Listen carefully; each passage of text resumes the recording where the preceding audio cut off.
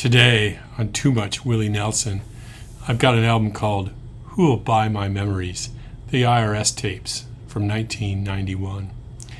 Of all the unusual ways Willie Nelson's albums came to be and the varying quality of the records that followed, this one's origin story is quintessential Willie. When the IRS raided his ranch in November of 1990, hitting him with a $32 million bill for delinquent taxes, he wasn't entirely surprised.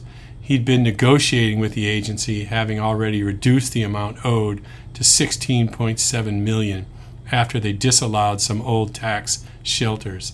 The catch? He didn't have the money. Rather than declare bankruptcy and leave the feds empty-handed, he committed to paying his debt.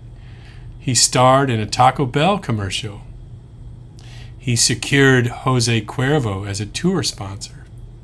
He booked gigs in Branson, and crucially, he released this album.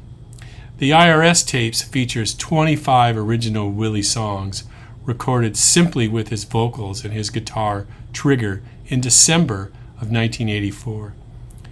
These weren't mere demos. All the songs had existed since at least the early 70s, making them sound deeply ingrained. His voice is confident, effortlessly finding the perfect notes, while his picking is simple yet exquisite. He deliberately avoided his biggest hits like Crazy or Hello Walls, instead choosing lesser-known tracks from minor albums, such as Permanently Lonely and Buddy from Good Times, and Will You Remember and Country Willie from The Words Don't Fit the Picture.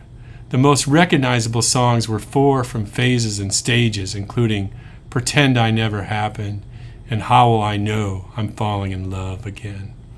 Originally laden with emotion, they feel almost painfully intimate here, as if Willie is singing solely to you. These very tapes had been among the possessions seized by the IRS, but Willie managed to convince them to let him release the album, promising $5 from each sale.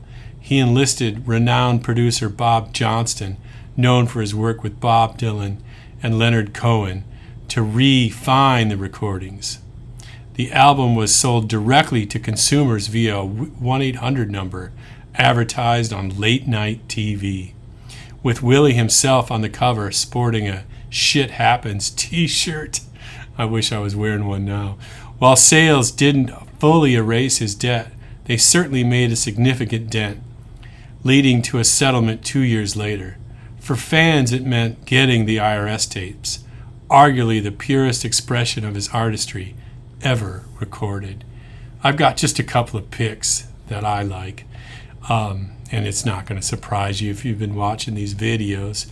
It's Not Supposed to Be That Way is one I like, and so is Opportunity to Cry. That's all for today's episode of Too Much Willie Nelson. Thanks for watching.